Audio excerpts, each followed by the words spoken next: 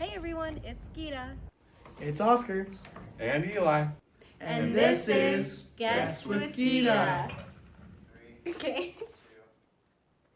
Hey everyone, welcome back to Guess with Geeta, and today we have another episode. I'm not sure exactly what we're calling this one yet, but it is featuring Patrick Stokes, and we're here to talk about being a full IB student. Yeah, so my first question is, what led you to do, or choose to do full IB? So my choice was almost made for me because so when my dad taught here, it was like, okay, I'm going to go to South. Yeah. And while I'm there, I'll do full IB. Yeah. And so I ended up doing that even though my dad doesn't teach here anymore. Okay. But I ended up starting full IB and really enjoying the community that it's created. Okay. And I figured I would drop it if I didn't like it, but Yeah. I never didn't like it, so I just kept going. Okay, that was one of my questions. Have you ever thought of dropping a class, even one specific class, or because it's gotten too hard or overwhelming? I have had classes that are frustrating, classes that annoy me, but I've never thought about dropping any of them because they're all so interconnected. Yeah. And you learn to realize that as a full IB student. So through the program, it's basically shaping you overall. It's the most important thing that I've learned is how to think. Yeah.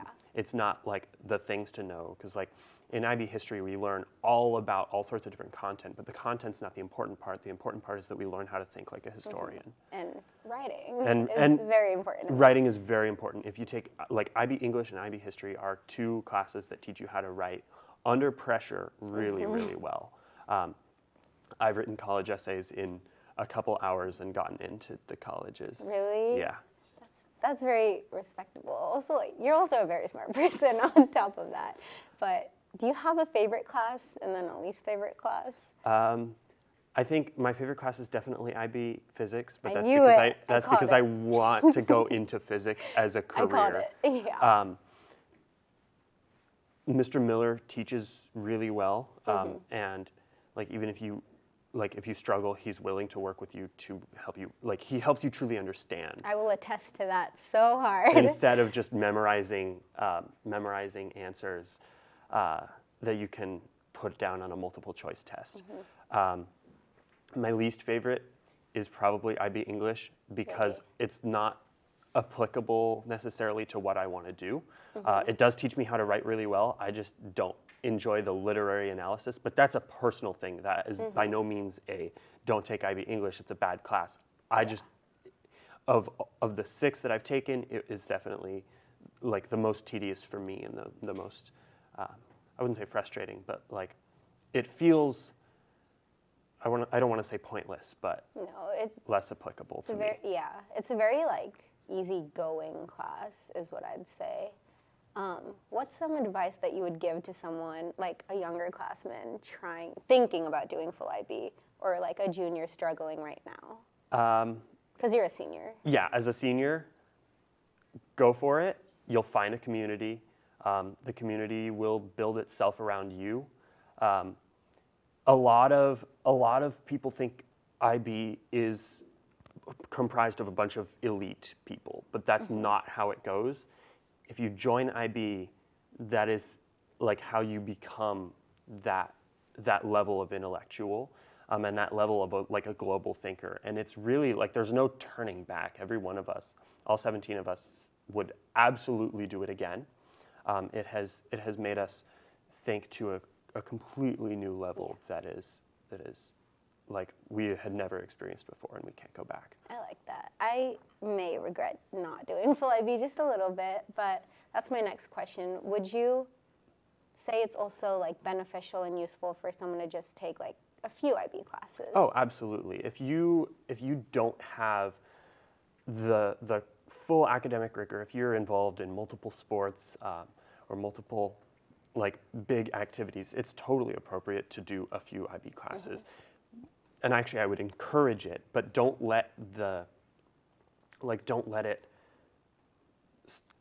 your activity stop you from doing IB classes, because they're the best education that the school can give. They have the best teachers that the school has. So you're missing out on a lot if you're not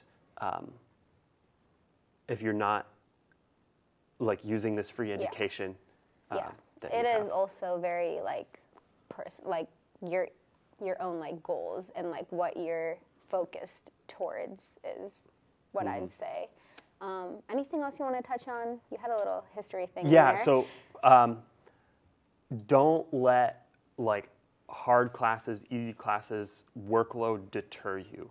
So like there are a lot of different opinions about which is the hardest IB class, and I would say there is no like one hardest because there's all sorts of different criteria that you could consider to be hardest. It might be physics for me though. But Well, anyway. so that's a good point. You could say that physics is the hardest class because of the actual content. Yeah. Because what you're trying to understand, you can't even see, and you're asked to understand it and actually like know how it works rather than just be like the mitochondria is the powerhouse of the cell, like, and just repeating back information. Yeah.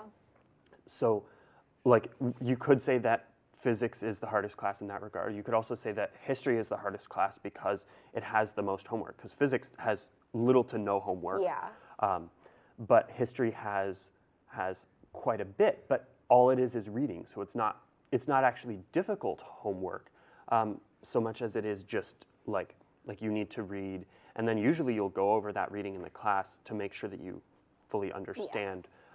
Because there's so much content in that class that you need to be able to compare and contrast two different dictators. Socratic seminars. Yeah, no, and Socratic seminar days are sometimes the funnest ones. Yeah. I had another. My final question is, I assume as a full IB candidate, you get asked all like the stereotypical questions. Is there anything that you've like been wanted to be asked, or like anything you've wanted to touch on that is not as common? Not that I can think of. I just want to say, like, if you're thinking about it, just go for it. And once you reach like the first semester of your like, there's a lot of work that needs to be done. It is a full IB, like It's you know what you're signing it's up for a little. So recently we testified in court, or not in court, in a legislative session to allow the IB diploma to be a substitute for the Oregon diploma, because it is so much more than just a typical high school diploma. Yeah.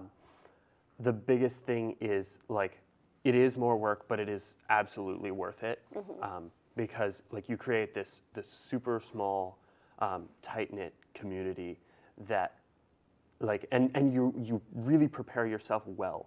Yeah. But I've been asked these questions before. Yeah. It's like the biggest, most important thing is not college credit. That is a nice perk. The biggest thing is you learn how to learn and you learn how to think. Yeah. I see you in physics. I'm very jealous about your physics skills, and like full IB is so admirable, and I look up to all the full IB candidates and the people that take a lot of IB classes and are still not getting the diploma.